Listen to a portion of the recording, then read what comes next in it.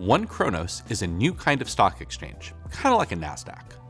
You probably never heard of it, but just 3 years after launching, more than 0.3% of all US equities traded every day trade on OneChronos. That's billions of dollars every day. OneChronos is growing so fast because it uses advanced mathematical techniques to allow institutional traders to make sophisticated trades that were previously impossible. Here's an example. Say you're bullish on Tesla and think it'll dominate the auto market. You want to simultaneously buy Tesla and short sell GM and Ford. OneChronos lets you bundle that into one atomic trade. Now, that might not be something that you, as an individual investor, care about, but if you're a hedge fund making a billion-dollar bet, doing that trade atomically could save you millions. To get the full picture, I sat down with founders Kelly Littlepage and Stephen Johnson to understand how 6 years of quiet determination and a deep belief in a seemingly esoteric mathematical principle created a company that has suddenly changed the way institutional markets function.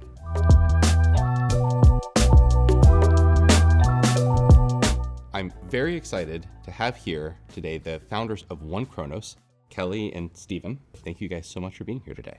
Thanks so much for having us. Take us back to the beginning. How did you guys meet, and what did you guys do in life that led you to starting OneChronos? We actually met in middle school. We grew up in the same neighborhood at one point, then ended up adjacent and became really good friends in high school. So it's a lot easier to start a company when there's just no unknowns about your co-founder, really. Yeah, we grew up south of Denver in Colorado in an ocean of suburbs where there wasn't much to do but tinker with computers and get in trouble with computers. So kind of bonded over that, went to school on opposite coasts but stayed in touch just as friends, and over our careers where we kind of ended up working in similar technologies but very different industries. I learned today you actually got kicked out of middle school for hacking the school's computer system or something? The middle school transgressions were more behavioral, shall we say, talking back to teachers. The subsequent high school suspensions were more directly related to computer incidents. All very harmless pranks, all very white hat hacking, but very not misrepresented, very taken out of context. And then you ended up going to Caltech for college. How did what you guys did in college relate to what you guys are doing now? Did it implant some of the seeds? Probably the guy that had the most impact on me in undergrad, though not knowing at the time, was I took undergrad econ with Preston McAfee, who's one of the most famous auction theorists. And coming in, I'd never even heard of or thought about an auction in an academic context. And I was studying physics, but I got really interested in some of the computational richness and complexity, and really the notion that you could engineer good outcomes in an economy, and that this is a CS and a math problem, not just a classic econ problem. And then how did you guys learn about trading? How did you even know about this problem? Similarly, when I was an undergrad, I heard the story of David Shaw and his general approach to wanting to make money in finance and use that money to fund basic research. And that really resonated because, especially at this point in my career, I thought of myself as a very average scientist, but maybe I'd have a better chance at building something that creates value and can still fund basic research. So I decided to go to a hedge fund, is the short answer. And at that hedge fund, I realized that some of the biggest problems were really the impedance mismatch between the way that current capital markets are wired and the way that traders, or more accurately portfolio managers in this context, are thinking at a high level. And that really pulled me back to my experience in undergrad, thinking about these types of auctions, knowing that there were better auctions out there, but also knowing that there are very good reasons that they're not currently used at that point in capital markets. And it wasn't that we thought about or necessarily aspired to start a company or do this, it was really just talking about the problem and then just getting increasingly interested in and convicted in the fact that this is something that had to be done. Is it fair to say that it was sort of a combination of two ideas? There was seeing the problem from working and trading at a very high level at a hedge fund that traded large amounts of money, and then seeing the solution from your undergrad years and realizing that no one had put these two pieces together. I was doing a lot of cybersecurity work, trying to find signals in large data sets that hackers were breaking into companies, and Kelly was looking for signals in markets to find that stocks were mispriced. And we were using modern data tools to do all this, and sort of had the realization that the stock market, there are many different exchanges, many different electronic trading platforms, and it looks a lot like a database, like a distributed database system, where you have these anomalies, like a write happens in one place, a read happens in another place, and the read is on stale data. And that's exactly a arbitrage condition that exists in electronic trading. And so we kind of pulled all these pieces together over the years to initially try to address like the thought exercise of how would you build an exchange that was immune to these latency race conditions.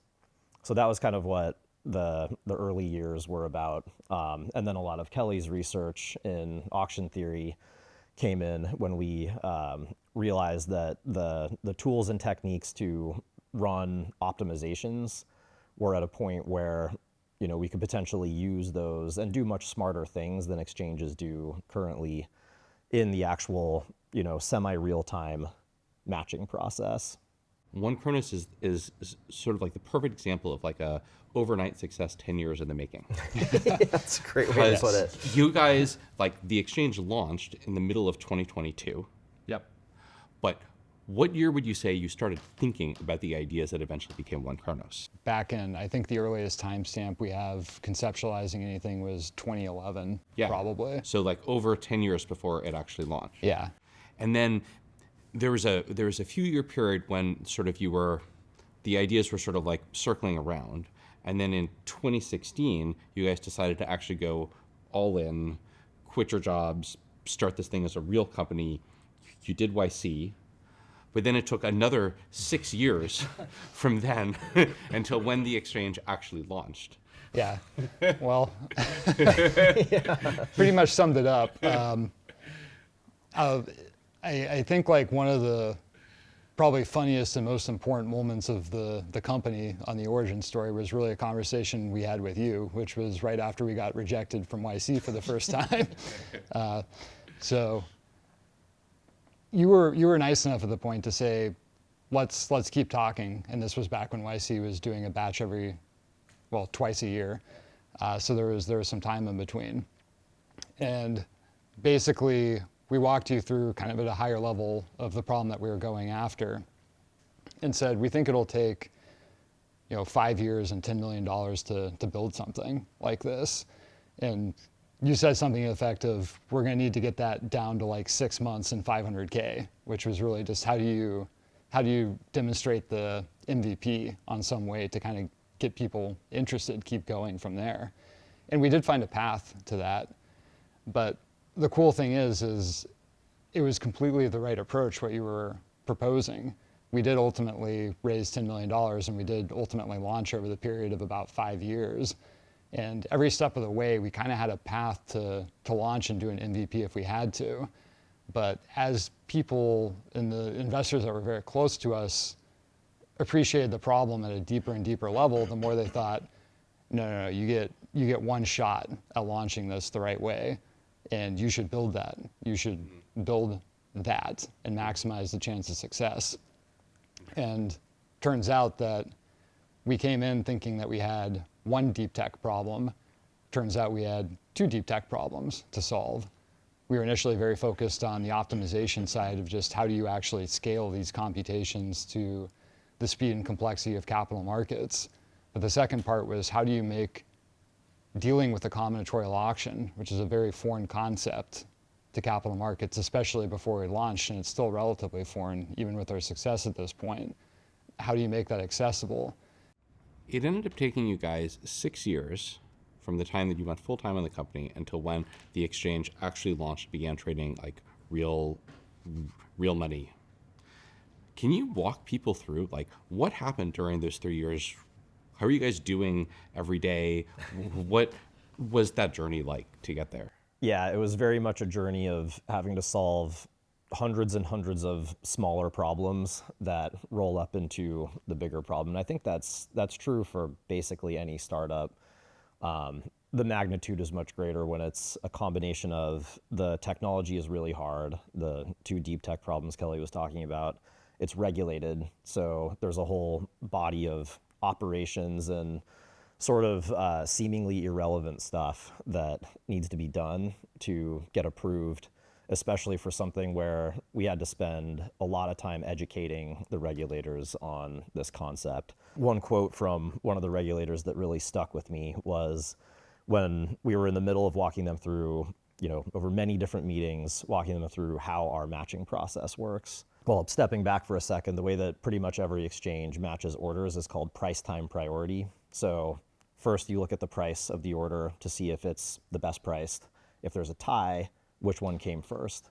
And there's books written about like the advantages and flaws of doing this, but it's ubiquitous in almost all of trading, and we don't do that. We look only at price and volume, and we completely ignore, except for like admission into the auction, we completely ignore time as a way of doing priority. And so the regulator at one point said, yeah, well, maybe it's time that we look at different alternatives to the limit order book. And I was kind of surprised by that because everybody had sort of indicated, publicly everyone views regulators as these stodgy, like people who say no all the time. And that's not really been the experience when we were like really in the weeds with these regulators. So that really stuck with me. And that's one class of problems that has to be solved, is you have to like educate all these people on your novel mechanism when, you wouldn't have to do that in other cases. Also things like, just silly things like having to go buy a printer because we had to prove to FINRA that we were able to print something in our own office instead of like the WeWork that we were working out of. So there's all these little things, and much bigger ones too, where we could have ended up paying $200K a year for this regulatory service, but figured out a way to do it in an automated fashion in the cloud, and it was essentially free.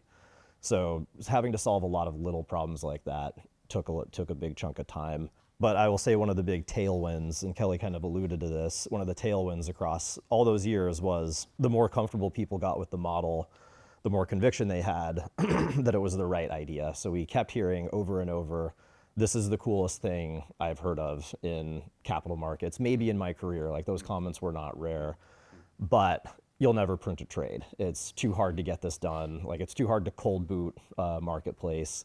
So that sounds like a motivator and a demotivator, but it was actually a motivator and an even more motivator to prove everybody wrong about printing a trade. So we had years and years worth of tailwind to keep us going.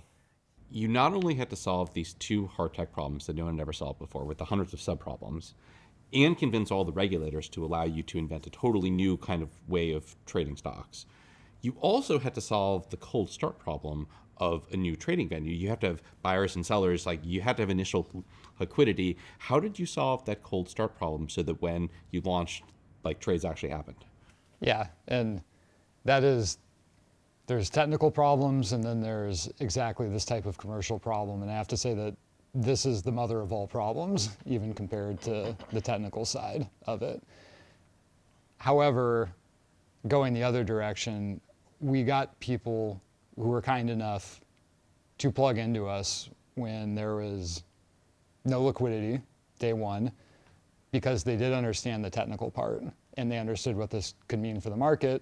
And they also understood that if we were successful, there was value in being there earlier first, so that they would have more reps using this type of market, so that their clients would see that they were innovative and got there first. So we're obviously very grateful for every subscriber we have, but we're especially grateful for the ones that plugged into a market that traded 200 shares on its first day of existence. After thinking about it for 10 years and working on it full time for 6 years, you finally hit the on switch. Yep. And what happened that first day? Test trades. Test trades. Yeah. Okay. So 200 shares. 200 shares, people making sure that the pipes work in the literal sense. There's an entire process that happens for reporting trades. There's the settlement process. There's all these things that happen after. So typically when people are onboarding a new venue, they do this and they wait a few days. So how long did it take to go from test trades to real commercial trades? We kind of hit our run state in Q3. So I want to say our first trade ever was June 21st, June 22nd. Yeah, it was the last week of June sometime, and yeah, that was the first production trade. And then a while went by where most people were still just doing test trades. Kind of started actually getting that nice hockey stick curve towards end of August, September that year. You know, I work with a lot of startup founders, and a really common thing that I've seen is that often when things aren't working, even, you know, just like a couple months into an idea, they tend to get demotivated and they start like doing office hours to ask whether they should pivot.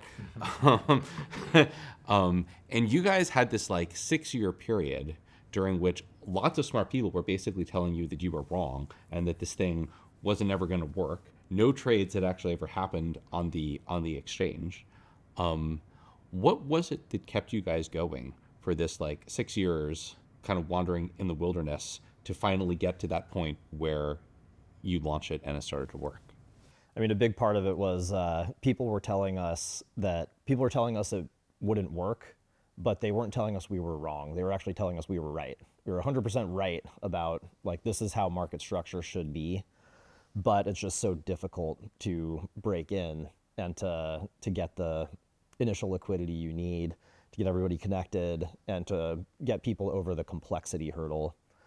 Even if they don't have to change anything about how they trade, understanding the model, there's no denying it is more complex under the hood than what people are used to. For me, at least, part of it was that the motivation of everyone telling us that this was the correct idea. And I think also part of it was we didn't really set out to just start a company and because that would be fun, even though like it is pretty fun. That wasn't the goal. The goal was to solve this problem. And we had been thinking about it for so long that, you know, it seemed like it would be a shame to just abandon it, even though we thought it was right and everybody agreed that it was the right thing to do. What we knew we needed was more time. So we kept putting more time into it. I think it's really interesting, like the way that you guys thought about it is this sort of like first principles thinking. It reminds me of the beginning of OpenAI, which also took almost exactly the same time, actually, essentially like 6 years to go from like starting the company to like actually launching a product that anybody cared about. In a lot of ways, OneChronos is actually more like a hard tech company than a software company in terms of the amount of time and capital that it took you guys to actually get live. I'm curious to drill into sort of like the conceptual origins of this because it's like such a like from first principles thing. Do you guys think you can explain to the audience sort of how markets work now, and then what was the key insight that like underpinned all of this, that the idea that you guys got obsessed with that seemed like the inevitable future? So auction theorists think a lot about different pathologies that can result in someone not bidding their true price. And true price in this sense means like price and quantity, just kind of their true economic value for something. So the thing that really kicked off combinatorial auctions in a commercial setting was the FCC taking a look at how to license wireless spectrum back in the 90s. So the thing about wireless spectrum is it's a market with a lot of substitutes and complements, meaning that if you're building a national wireless network, like a 5G network by modern standards, there's a bunch of different frequencies that can work for you. And you don't necessarily care which one, but if you're a national player, you care a lot about winning a contiguous allocation of these frequencies, meaning that if you're bidding on West Coast, East Coast, and you miss the middle of America, you no longer have a national network. So these are markets with really strong substitutes and complements. And the way that this used to be kind of dealt with in auction is you can imagine that, all right, let's just say, I'm making up numbers, but let's say you have 800 frequencies in 3 geographies, is you as the auctioneer could say, I'm going to sit here and I'm going to auction these off one by one. And the challenge when you do that is that bidders have to start thinking really strategically about, how am I going to think about this if I lose part of this? Am I going to then have to pay spread to sell that back to someone? Am I going to try to build a different network? So they start having these counterfactuals that make them want to pay less for that. And you can end up in these really inefficient outcomes where everyone was willing to pay more, but they won't. And that problem is the exposure problem, as it's called. Combinatorial auctions give you the ability to get away from that and instead express the mathematical optimization that you want directly to the exchange. You can get much more efficient outcomes because investors no longer face this exposure problem of, hey, what if I get this portfolio and it's unhedged or it's not exactly what I want? So it solves both the exposure problem, but also the ships passing in the night problem of people having mutually offsetting economic interests that they would be willing to trade with each other, but no way to discover that they actually have that interest because they're not willing to put out a piece of the overall picture that could then leave them exposed. What's an example of like a specific trade? How does that work in like the old school world, and how does it work in the OneChronos world? Yeah, it's an excellent question. So in the old school world, everything trades through algorithms basically. So you have an algorithm that's saying, all right, I'm going to buy a little bit of stock A. Hopefully the price of stock B doesn't move. All right, I'll do a little bit of stock B, falling behind on B, need to get back to A. It's sort of just juggling the risk and hoping for the best at the end of it. What OneChronos or what a combinatorial auction lets you do is embed that constraint in your trade. So you could say all or nothing. The entire position that I want in both A and B, sell and buy, that has to happen all or nothing as in a single atomic transaction. That's like a new API for stock trading, like for like the core like API like call signature for stock trading is always taken like one stock symbol, and like now with OneChronos it takes like multiple stock symbols, right? Yep, and more generally, multiple stock symbols and constraints that you want enforced on the way that they interact with each other. What does OneChronos, the company, look like now? Like how many employees? Who's on the team? About 40 people at this point. So we launched in... It's only 40 people. So you trade 0.3% of all U.S. equities every day with a team of 40 people. Who works at OneChronos? Is it folks who come out of the quant finance world or folks from other... It's certainly a mix. So on the technical side, we have people that have zero career experience, zero finance experience, up to people that were some of the founding engineers at what are now very well-known market makers, for example. So it's that entire spectrum. The overall culture is very much engineering-led as far as the way that we think about products, as far as the way that we think about building these APIs and primitives. A lot of it is the reflection of our previous lives. So our third co-founder was a global head at Goldman for most of his career. He very quickly latched on to what we were doing. He got connected to us via an investor of ours coming out of YC demo days. So as we'll see, the continuing theme here is that YC has been a pretty important part in the entire company journey. But I would say like the unifying thing for everyone at the company is first principles thinking and an emphasis on just keeping things very small and very tight. And like we think a lot about WhatsApp type stories where you build a giant company, but the thing that's really cool is the per capita outcome for that company as opposed to just you built a bunch of revenue, you hired a bunch of employees. The really cool thing to us is what that ratio looks like. What does the future look like? Stay as small as possible throughout all of this. You know, we think that small teams produce the best outcomes.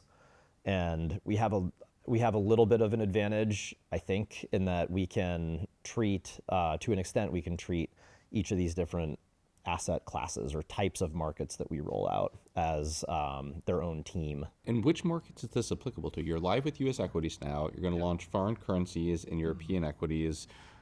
Is this applicable to every market? Like, is basically every asset in the future going to be traded on a OneChronos like exchange? That's the way we think about it, and we also think about the fact that there's a lot of things in the real economy that are not capital markets assets, and there's a lot of cases where capital markets are approximating some activity in the real economy, and the reason they're doing that approximation is that existing exchange mechanisms don't allow buyers and sellers to express those complements and substitutes.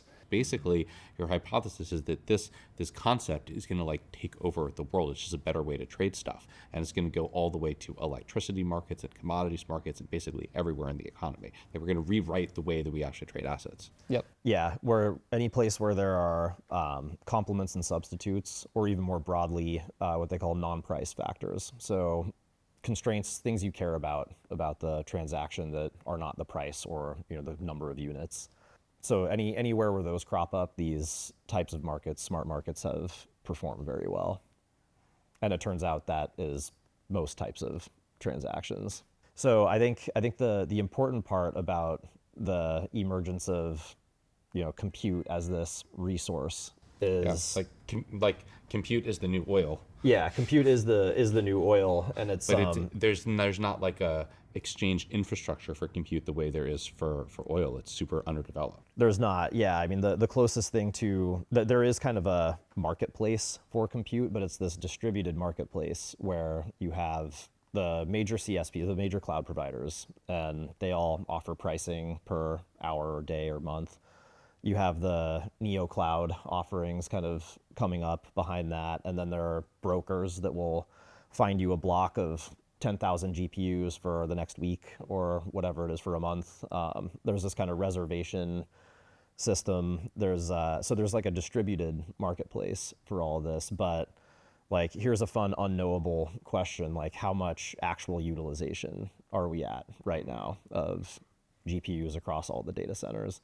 And like what could we do in the way of medical research and like academic research or things that make money? Like what could we do with all that idle capacity? And I think that question just becomes more and more important as both the asset base gets bigger and it's hundreds of billions of dollars of servers, and as the value gets higher. Yeah, the GPU market seems super inefficient and fragmented right now. I know even like the companies NYC who need to do large training runs, they're constantly scrambling, trying to find a block of GPUs that are available for the time window that they want, the right kind of GPU, the right block size. It's actually like very hard. It's like a block size problem that seems like no one has solved.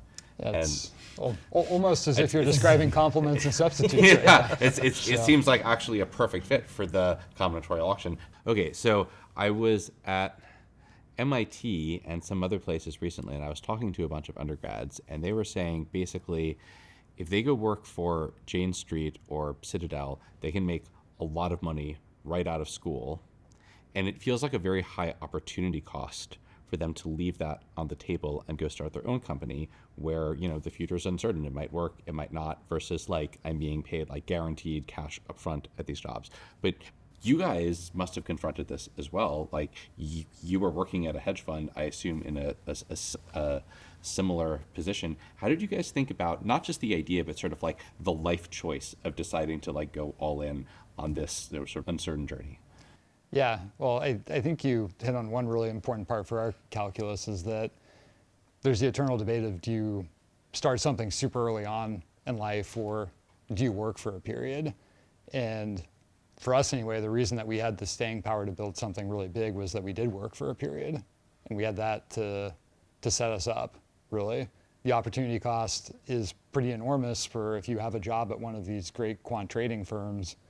You have to really know if the startup is something that you feel so passionately should exist that you're okay with that type of an outcome, regardless of what happens. I'm personally of the mindset that starting a startup for a company because you think it's a good business idea, but not something that you really care about, very, very hard to grind over any extended period of time. Like we've talked about sort of like the intellectual decision making where you guys like had this like from first principles thinking where you're like, no, like this idea like must exist. I can basically prove it like mathematically how this is going to work. But how about the like emotional side? Like were you conflicted for a while? Was this a difficult decision? Were you guys married at the time? Did you have to like persuade like your family and like other people in your lives that this was a good idea, or is it just like a no-brainer, just like of course I'm going to do this? Yeah, so I was married at the time. I had actually just gotten married maybe, I don't know, a year or so before we went full time on this, and but I'd been with my now wife for a very long time before that, and yeah, there was definitely the personal team decision of like, am I crazy for doing this or not? And I think one of the elements there is like, how do you minimize regret So that's another framing of opportunity cost, I guess, the indirect opportunity cost. And how did you think about that? So I think, when we were both about 5 or 6 years into our career at that point, and I think that's enough time that, at least for me, I was pretty comfortable that there would always be a job. So I was working at Accenture at the time. It's a huge company. I was doing R&D stuff there. They're always going to be doing that. So it was kind of like I could go back and do the same thing I'm doing probably, and maybe miss a year, miss 2 years, or whatever. It turned out to be 6 years before we launched, but miss some time. But I think just continually checking in and being like, am I still net enjoying what I'm doing here? Yep. Okay, let's keep going. Very similar experience, not something that I thought about too much once we'd committed to doing it. And similarly, I was okay with a very wide range of outcomes in life. Money has never been important to me as long as there's enough to provide for your family. And kind of to Steve's point, I got comfortable with the fact that you don't need a hedge fund life or anything like that to do that. OneChronos is like kind of a rare example, I think, of a Silicon Valley tech style company actually innovating in Wall Street, in the financial markets. Do you guys think that there's room for more companies like OneChronos in the world? Are there other big unsolved problems here that other like smart people from like a quant finance background should be going and tackling?